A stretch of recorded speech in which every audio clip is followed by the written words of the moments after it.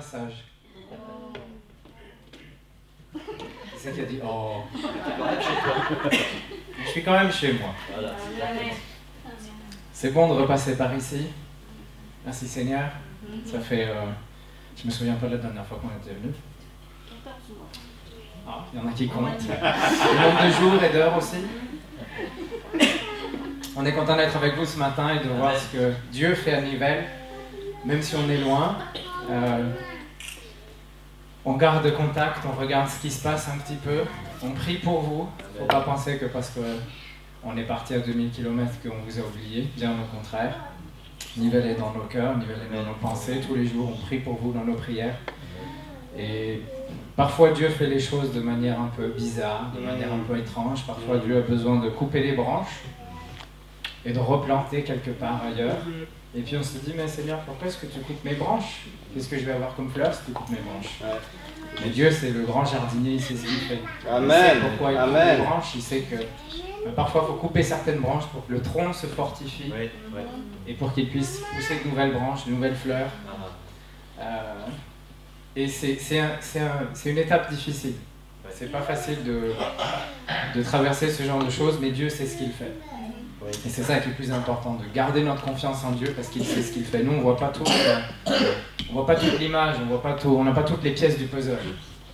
Mais Dieu, lui, il a les pièces du puzzle, il a la boîte, il voit l'image. Dieu sait exactement ce qu'il fait. Amen. Amen. Je vais pas être long ce matin.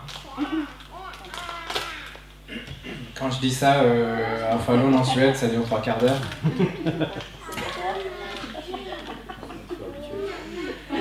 Je ne tiens pas de mon père pour rien, n'est-ce pas? Je pense que mon épouse aura l'occasion de partager quelque chose la semaine prochaine.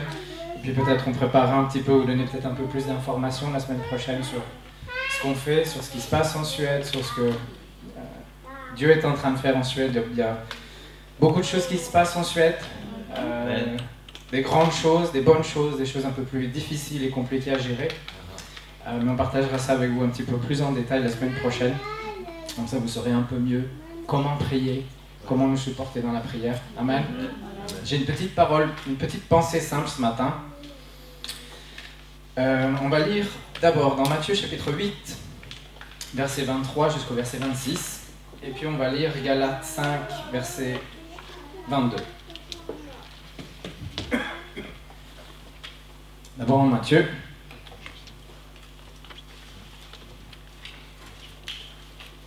Je pense que c'est un passage que vous connaissez tous. Il monta dans la barque, on parle de Jésus, et ses disciples le suivirent. Et voici, il s'éleva sur la mer une si grande tempête que la barque était couverte par les flots. Et lui, il dormait. Les disciples s'étant approchés, le réveillèrent et dirent « Seigneur, sauve-nous, nous périssons !» Il leur dit « Pourquoi avez-vous peur, gens de peu de foi ?» Alors il se leva, menaça le vent et la mer, et il y eut un grand calme. Et dans Galates chapitre 5, verset 22, et peut-être 23, je ne sais plus comment c'est en français. Je suis tellement habitué avec le suédois maintenant. Mais le fruit de l'esprit, c'est l'amour, la joie, la paix, la patience, la bonté, la bénignité, la fidélité, la douceur, la tempérance. Amen.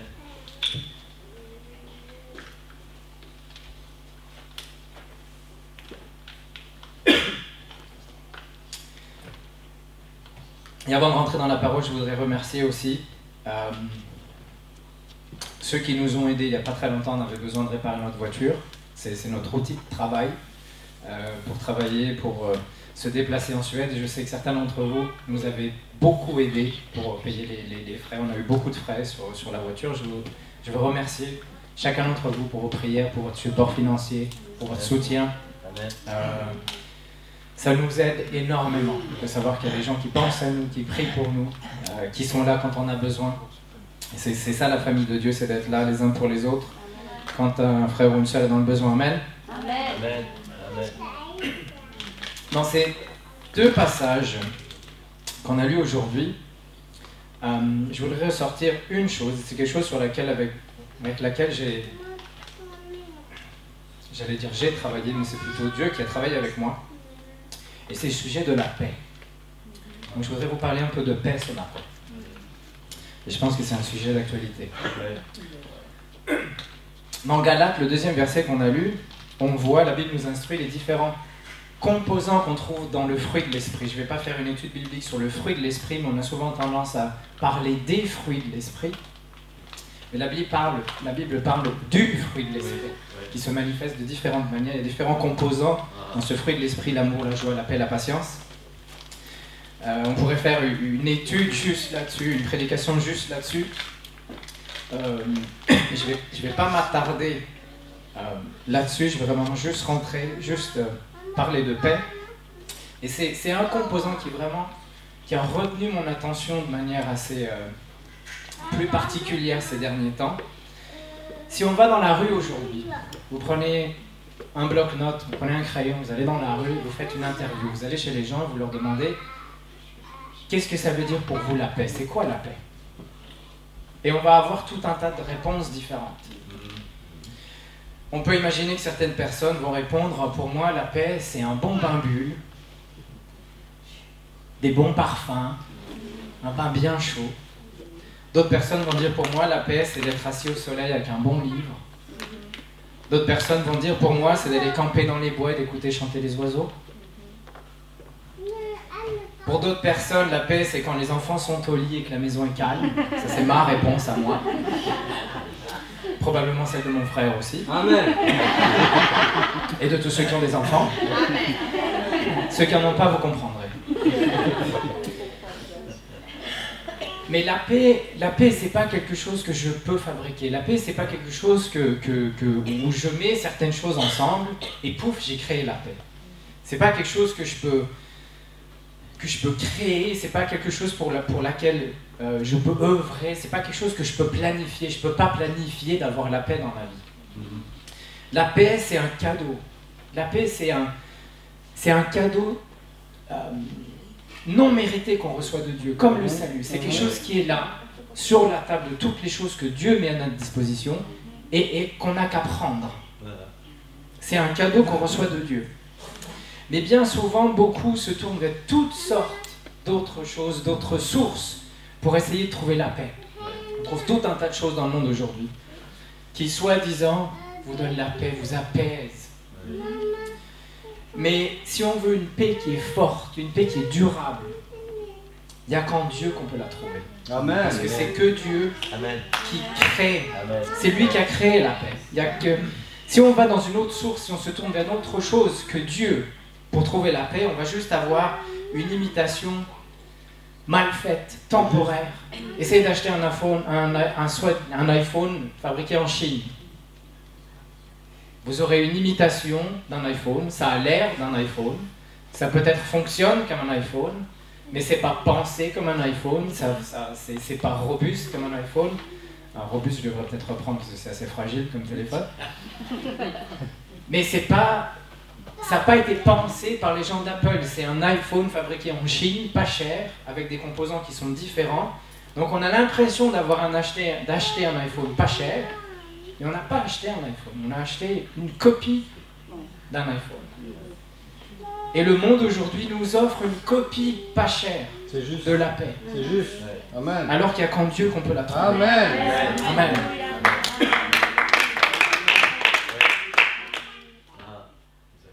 Le premier passage qu'on a lu, on trouve Jésus avec ses disciples, ils sont dans un bateau. Jésus veut traverser de l'autre côté de la mer. Et puis, comme à chaque fois que Jésus est avec ses disciples dans un bateau, sur la mer, c'est tempête. C'est systématique. À la fin, je me suis dit, mais les disciples, ils sont bêtes. Laissez Jésus partir tout seul. Faites le tour, vous évitez les tempêtes. Mais non, à chaque fois, Jésus dit, on y va. Ok, on va encore s'en prendre une. C'est comme ça. Et on trouve ici deux comportements totalement différents. D'un côté, on a les disciples. Les disciples, ils voient la tempête, ils voient les vagues, ils voient l'eau qui commence à rentrer. Et les disciples, ils paniquent. Les disciples, ils sont effrayés, ils paniquent. On peut imaginer Pierre qui crie à Jean, « Jean, on va mourir !» Et Jean qui répond à Pierre, « Je sais, Jésus, il fait quoi ?» Ben, Jésus, il dort. Et je me suis posé, je lis ce récit et je me pose cette question. Je me suis posé la question, je me la pose encore. Combien de fois est-ce que je réagis comme les disciples? les flots de la vie battent ma barque, combien de fois est-ce que je panique? Combien de fois est-ce que j'ai peur? Lorsque les situations deviennent difficiles, lorsque mes plans s'écroulent, j'avais des projets, j'avais envie de faire des choses et il n'y a rien qui va comme j'ai envie. Combien de fois est-ce que je panique? Est-ce que j'ai peur quand tout se complique de manière inattendue, mettant le bazar dans tous mes projets, dans toutes mes envies? Et puis de l'autre côté, on a un homme, Jésus, et lui il dort. Les disciples ils paniquent, ils pensent qu'ils vont couler, que c'est fini. Et Jésus, lui, il dort. Et je me suis demandé, mais comment est-ce que Jésus a réussi ou pouvait dormir dans ce bateau, dans cette barque au milieu de la tempête? Je ne sais pas si vous avez déjà eu l'occasion d'être dans un bateau quand ça chahute. J'ai eu l'occasion il y a quelques années en rentrant de Londres. C'était tempête, on pensait que la traversée allait être annulée. Et puis ils ont laissé monter tout le monde. C'est que ça doit aller, on s'est dit. Et puis le bateau commence à faire sa traversée jusqu'à Calais, et puis ça tangue un petit peu, et puis ça tangue de plus en plus, et le bateau part dans tous les sens. Tout le monde était malade, on entendait les verres qui tombaient, même les gens qui travaillaient là n'étaient pas malades, mais ils avaient du mal à marcher droit, parce que le bateau faisait comme ça. C'est impossible à dormir. C'est impossible. Et c'était un gros bateau, donc je me dis dans une petite barque, ou dans un bateau beaucoup plus petit, Jésus, c'est 12 disciples. La barque, ça devait être, je sais pas, comme une balle de ping-pong qui flotte sur un lac. Et je me dis, mais comment est-ce que Jésus pouvait arriver à dormir si peu?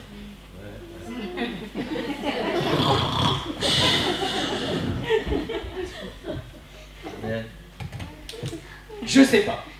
C'est difficile à comprendre. Mais quand on réalise que cet homme, c'était pas juste un homme, c'était pas un homme comme les autres. Ce Jésus, c'était Dieu manifesté en chair, comme l'a dit le pasteur tout à l'heure. C'est celui dont le prophète Ésaïe nous parle en disant le prince de paix, le prince de la paix. Pas quelqu'un qui a maîtrisé cet art de la paix, quelqu'un qui a créé. C'est lui qui a créé la paix. Et il est là, il dort dans ce bateau. Et la raison pour laquelle Jésus pouvait dormir au milieu de la tempête, c'est parce qu'il savait que sa mission sur terre, elle était loin d'être finie. Il savait que de l'autre côté, il y avait des malades qu'il fallait guérir, des démoniaques qui devaient être délivrés, des gens qui avaient besoin de salut, des cœurs brisés qui avaient besoin d'être réconfortés, des tristes qui avaient besoin de joie.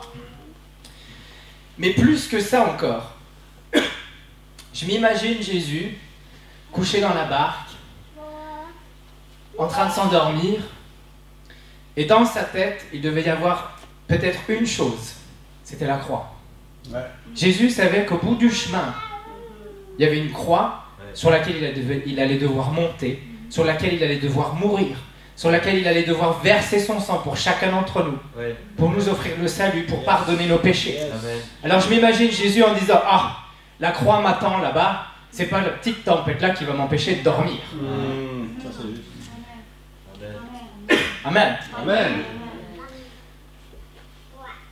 Dans Philippiens chapitre 4, on trouve une deuxième illustration que je voudrais utiliser ce matin. Et l'apôtre Paul, il écrit depuis la cellule de sa prison qu'il a appris à être content de l'état où il se trouve. Alors on a Jésus qui dort dans la tempête, et on a Paul en prison qui est content. Je suis en prison, tout va bien. Comme Danny Boone, sauf qu'il lui, il n'est pas en prison. Une chose à comprendre, c'est que à l'époque de Paul, les prisons, c'était pas comme aujourd'hui. Il n'y avait pas la lumière, il n'y avait pas de lit, il n'y avait pas la télé, il n'y avait pas Internet, il n'y avait pas les cantines, on ne pouvait pas faire un tour dans la cour pour aller prendre l'air. Les prisons du temps de Paul, elles étaient sombres, elles étaient humides, elles étaient taillées dans la roche, elles puaient. Paul devait probablement dormir par terre sur le sol au milieu des cailloux. Il devait avoir des rats comme compagnon de cellule. Et Paul, il est content. Il est en prison, il est content de l'état où il se trouve. Et Paul ici nous donne un autre exemple de ce que la paix de Dieu peut faire dans notre vie.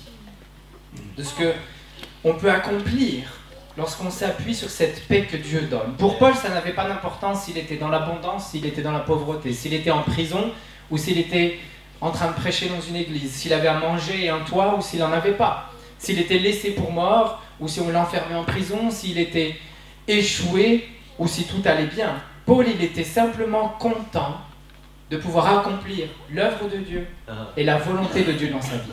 Le reste, ça n'avait aucune espèce d'importance pour Paul. Il avait compris que la paix, ce n'est pas les circonstances qui sont autour de moi. La paix, c'est quelque chose à l'intérieur. C'est un calme à l'intérieur. C'est un esprit de contentement, de satisfaction. C'est une confiance sur laquelle je m'appuie, peu importe ce qui se passe autour de moi. Le monde peut s'écrouler, Paul avait la paix. Le bateau pouvait couler, Jésus avait la paix. Et c'est quelque chose qui est disponible pour nous aussi, peu importe les situations dans lesquelles on se trouve. Si on s'appuie sur la paix que Dieu donne, quelque part il ne peut rien nous arriver. Parce qu'on sait que Dieu prend soin de nous, que Dieu nous guide, que Dieu nous garde, que Dieu nous conduit. Peu importe les problèmes, les situations, les difficultés, les épreuves. Une des clés se trouve dans le fait de s'appuyer sur la paix que Dieu donne et laisser Dieu nous guider nos pas dans sa paix parfaite. Amen. L'époque de Paul, l'époque de Jésus, ce n'était pas des époques différentes de la nôtre. Pas tellement.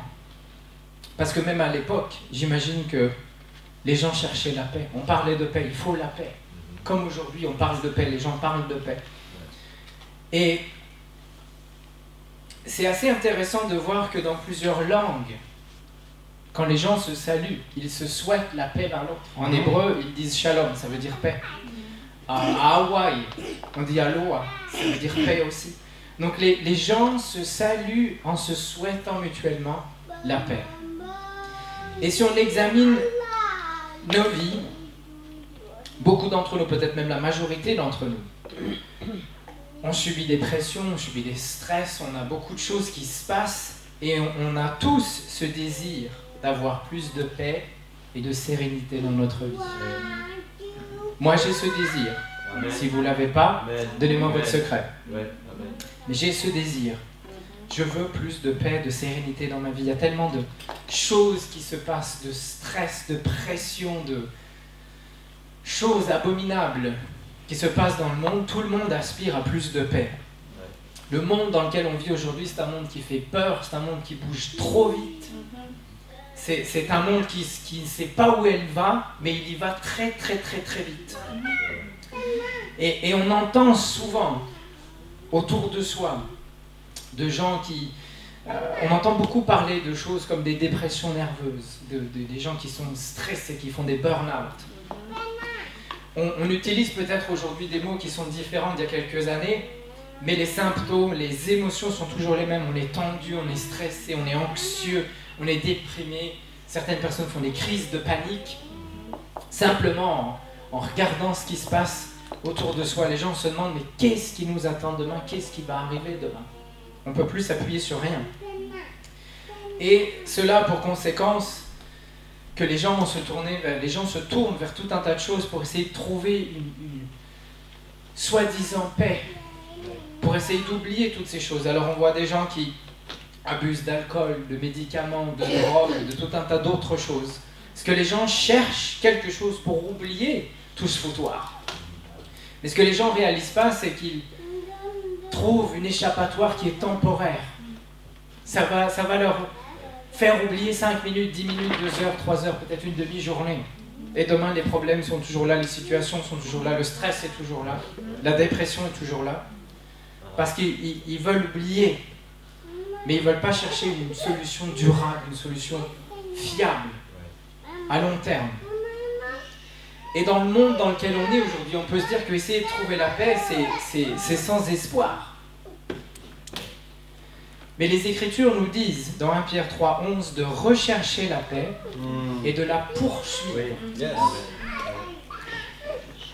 Et la seule personne, le seul, chez qui on peut trouver la paix, c'est en Jésus. Il est le prince de paix, c'est lui qui a créé cette paix. C'est le seul qui peut nous donner cette paix long terme, cette solution de paix durable et solide. Il n'y a que lui qui peut nous offrir cela. Amen. Et deux outils très simples qu'on peut utiliser pour trouver cette paix qui est en Jésus, c'est de lire et d'étudier sa parole et de passer du temps dans la prière. C'est tout simple.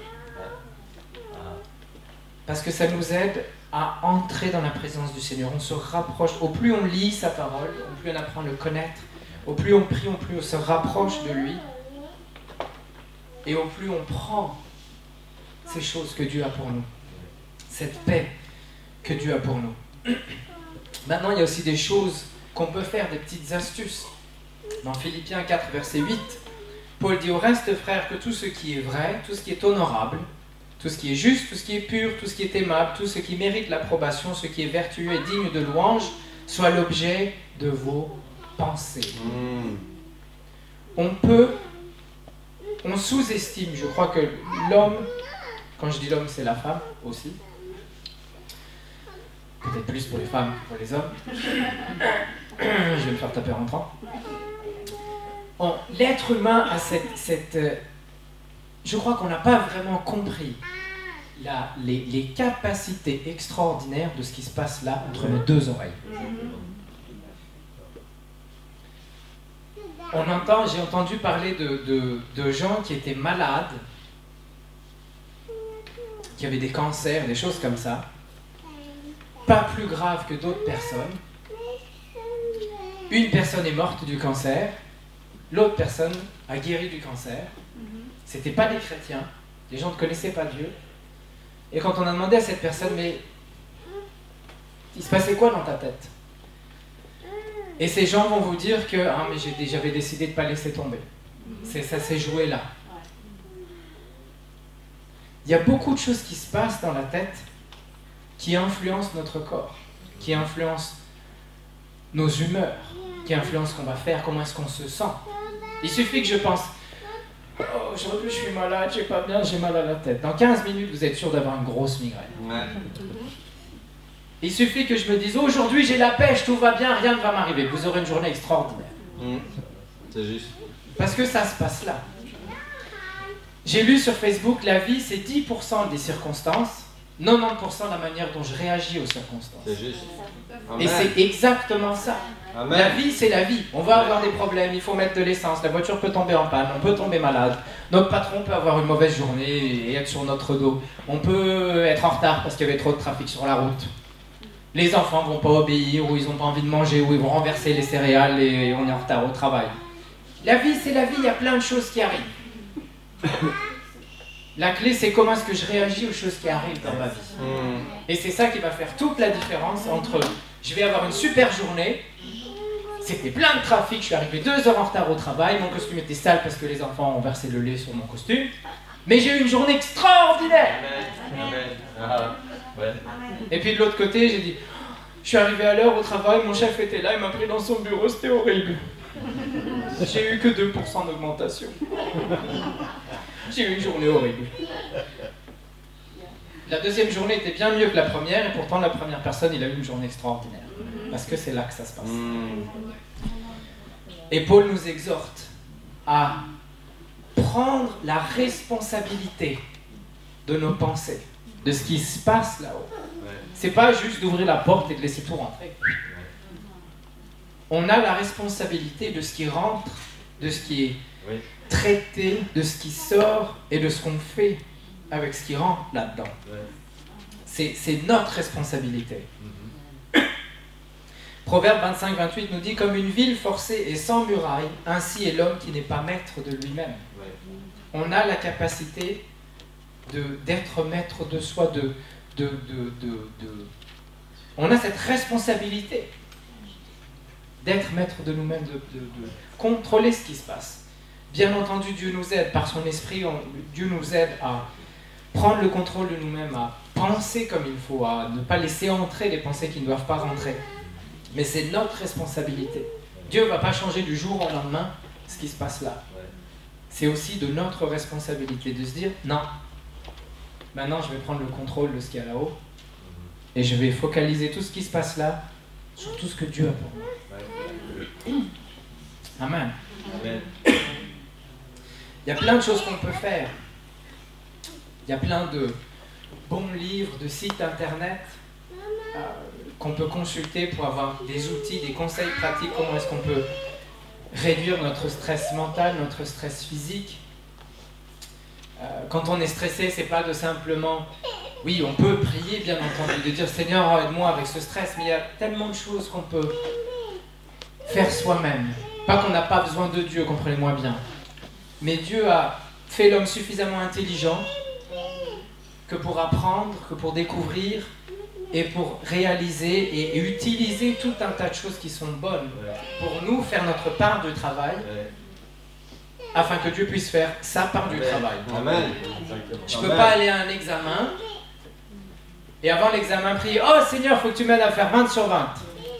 Et puis pendant toute l'année, j'ai fait que dalle. Je suis pas allé au cours. J'ai même pas acheté le bouquin que le prof a dit qu'il fallait acheter. J'ai pas demandé aux copains, c'est quoi, c'est difficile. Et puis je vais à l'examen en disant « Oh Seigneur, je sais que tu vas m'aider, j'aurai 20 sur 20 ». Ouais, bonne chance.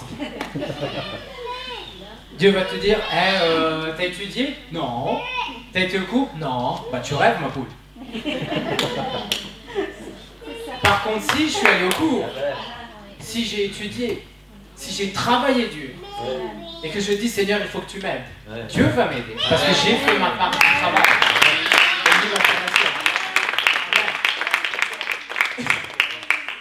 Donc il y a plein de choses qu'on peut apprendre pour être positif, pour être plus flexible peut-être dans notre manière de penser. On peut apprendre à faire de l'exercice. Ça aide beaucoup à déstresser, faire de l'exercice. Ils ne sont pas convaincus. Bien manger, bien dormir. Il y en a un qui va être d'accord dans le fond. Là.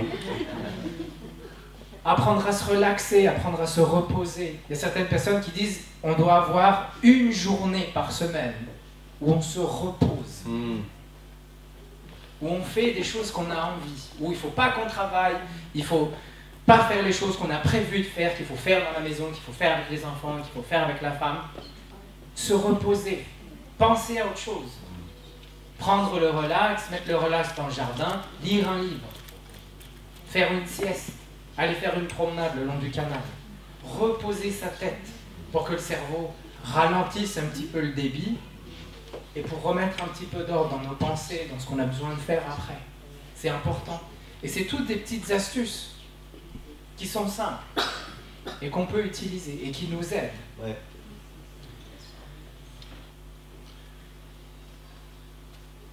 Et après ça, le plus important, c'est d'apprendre à vivre selon la parole de Dieu. Amen. Selon ce que Dieu nous donne dans ses Écritures. Parce que c'est ça qui va changer les choses que nous, on ne peut pas changer nous-mêmes. Ouais. Il y a des choses que je peux changer dans ma vie, il y a des choses sur lesquelles je peux travailler. Quand ma femme était enceinte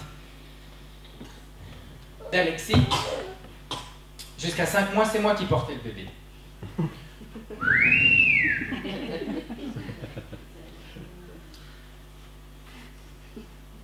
Et il a fallu que là, il y ait un déclic, que je me dise, non, il faut faire quelque chose là, parce que c'est pas possible, c'est moi qui suis enceinte. Et toi, elle va accoucher, et on va se dire, ah, c'est pour quand? En me regardant, non, ça va pas. Donc j'ai dû prendre une décision de dire, je dois changer comment je mange, il faut que je fasse de l'exercice, il faut que je prenne soin de moi. C'est pas ma femme qui pouvait le faire, c'est pas Dieu qui allait... Tout à coup, pouf, j'ai perdu 15 kilos. Ça serait génial, n'est-ce pas les sœurs? Et les frères aussi. Hein. Je mets tout le monde dans le même paquet. Peut-être plus les frères. On va organiser un truc, des cours de gym pour les frères.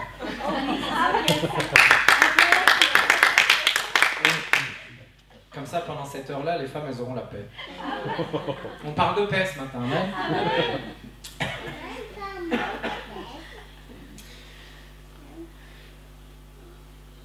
Pour la grande majorité des gens, leur principal type de méditation, je vais expliquer ce que je veux dire par méditation, c'est... les gens vont méditer sur des choses qui font peur, sur leurs problèmes, sur leurs soucis, sur leurs difficultés.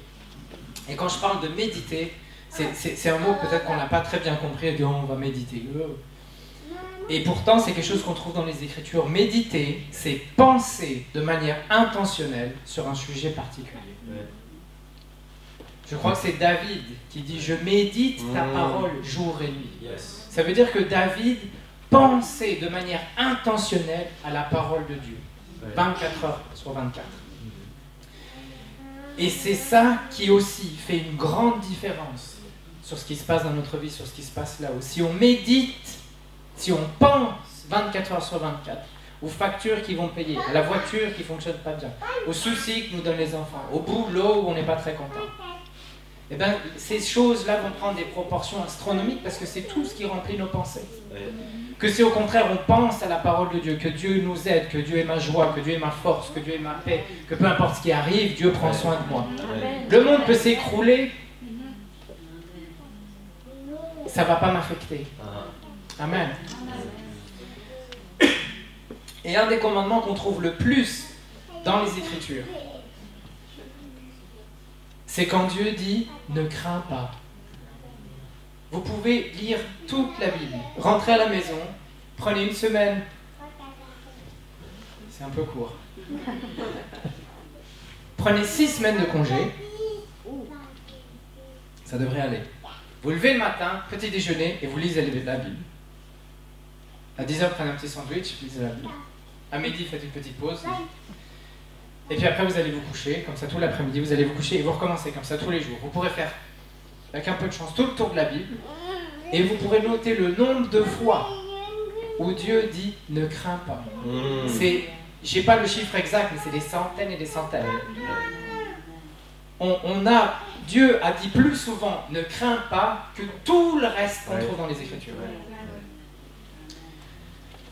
Amen. Ésaïe 26,3 nous dit « À celui qui est ferme dans ses sentiments, tu assures la paix parce qu'il se confie en toi. » L'hébreu original ne parle pas de sentiments, mais il dit à celui qui a ses pensées sur toi. Yes. Ça veut dire celui qui médite aux choses de Dieu, qui pense aux choses de Dieu, qui communique dans ses pensées avec Dieu. Alors Dieu donne la paix. Et le mot hébreu, pour parler de paix, j'ai pas le mot exact ici, mais c'est pour ça qu'en français ils ont répété, tu assures la paix, parce que le mot hébreu qui est utilisé, c'est une paix tellement énorme, tellement grande, qu'en français, quand ils ont traduit, ils ont dû mettre la paix 2 fois. C'est 2 fois la paix. Dieu donne pas seulement la paix, il donne 2 fois la paix. Plus que ce qu'on a besoin. Et le fait de mettre notre confiance en Dieu, dans le fait que Dieu il est notre abri, que Dieu il est mon refuge, que Dieu il est ma forteresse, que comme David dit, même quand je traverse la vallée de l'ombre de la mort, je ne crains aucun mal parce que je sais que tu es avec moi.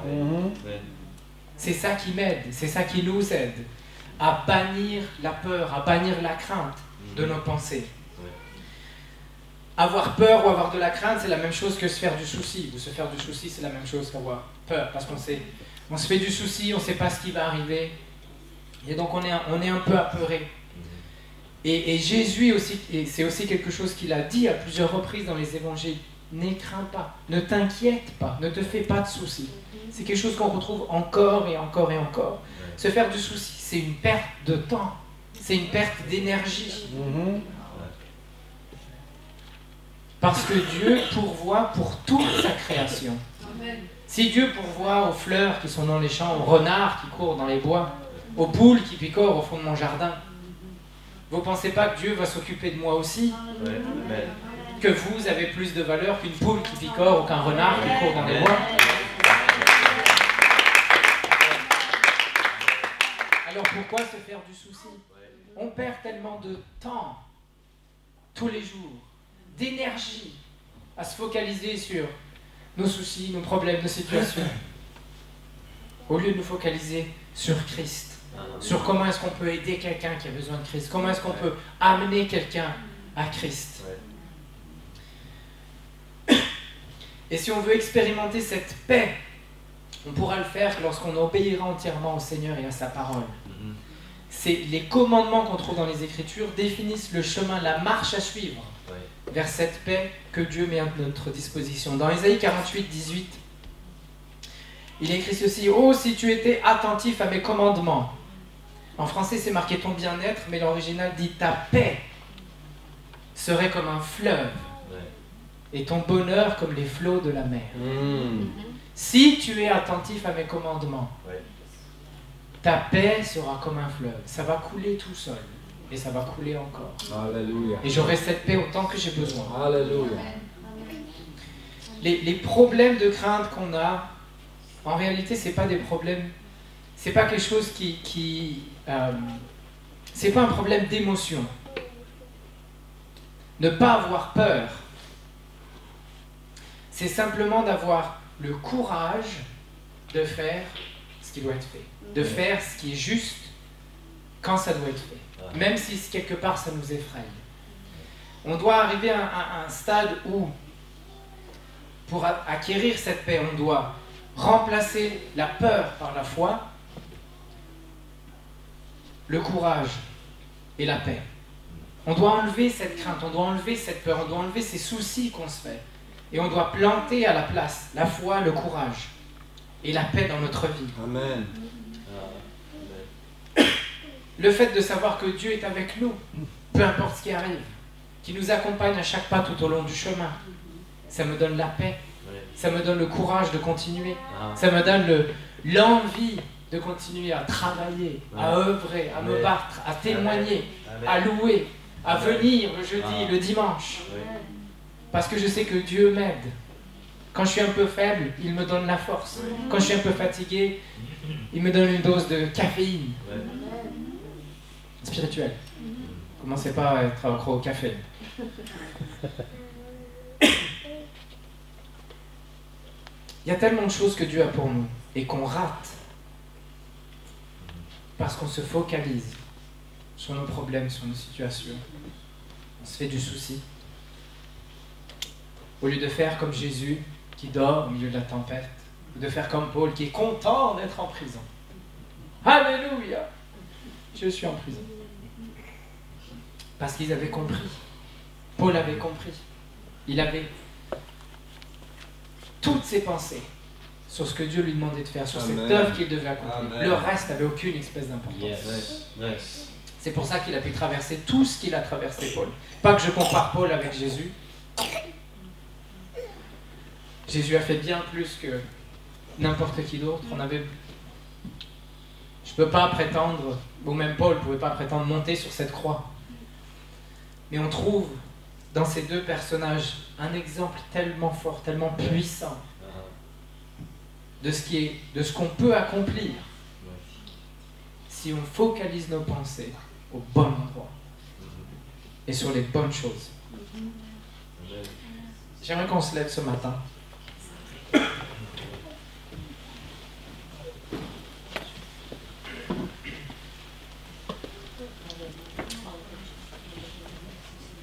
Dans Philippiens chapitre 4, versets 6 et 7, Paul écrit ceci: « Ne vous inquiétez de rien. »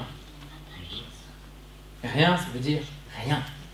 « Mais en toute chose, faites connaître vos besoins à Dieu par des prières et des supplications avec des actions de grâce.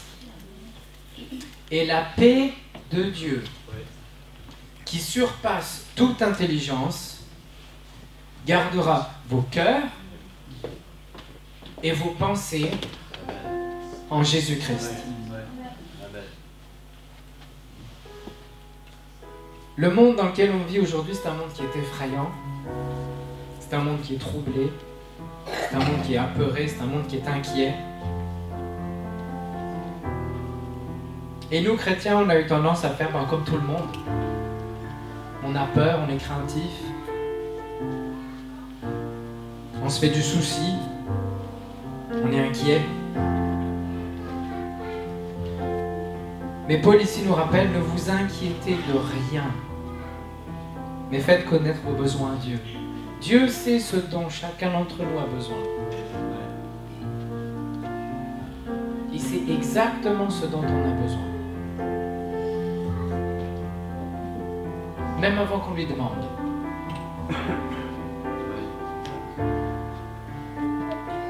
Donc on n'a pas besoin de s'inquiéter de quoi que ce soit.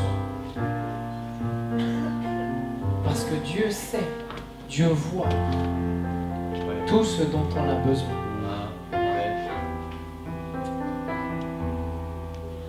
Et si on lui fait confiance, alors sa paix va garder nos cœurs au milieu de nos situations, va garder nos pensées au milieu de nos problèmes, de nos difficultés, de nos défis, de nos échecs, de nos manquements, de nos faiblesses. C'est sa paix qui nous conduit, qui nous garde. Mais si nous, chrétiens, si nous, enfants de Dieu, on n'est pas capables de prendre cette paix que Dieu nous donne, d'appliquer ce que Paul nous dit ici, qui c'est qui va aider ceux qui sont dehors, qui ne sont pas chrétiens, qui ne sont pas enfants de Dieu? Qui c'est qui va pouvoir les aider en disant « Je sais où tu peux trouver la paix ». Si moi je ne l'ai pas. Si moi je suis inquiet, si j'ai peur tout le temps, si je me fais des soucis pour toute chose, comment est-ce que je peux aller vers une personne qui se fait du souci? Ah, ne te fais pas de soucis. Dieu prend soin de toi. Alors que moi, je suis une dépression nerveuse sur 2 jambes.